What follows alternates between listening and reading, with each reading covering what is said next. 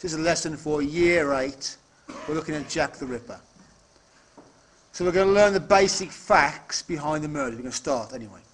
We're going to understand what London was like in 1888, year of the murders. By doing that, you're developing your historical analysis skills. Keywords are Whitechapel, a part of London. Gin, the drink.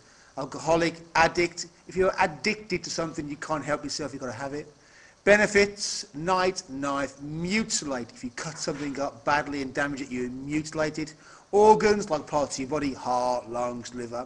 Prostitutes, victims. Right? Let's kick off with some background information. In the summer and autumn of 1888, a series of brutal murders took place in the east end of London, in an area called Whitechapel. Whitechapel's about here, where the Star is. Yeah? In those days, it's right on the edge of London. This green line here represents London back then. Whitechapel there was right on the edge. Now, Whitechapel was one of the poorest parts of London. It's a very violent and dangerous place to go. Yeah? In those days, there were no benefits at all. So poverty back then was real.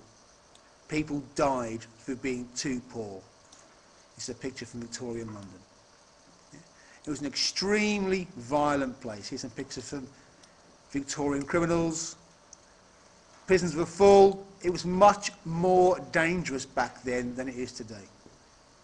And because there were no benefits, this means that if you had no job, then you died. No one gave you money. Also, many poor people were addicts. They were addicted to gin. Gin was the big drink at the time, in stone jars like this. It was sold in pints for a penny. So poverty and gin made Whitechapel hell on earth. Here's a famous picture of Whitechapel at the time.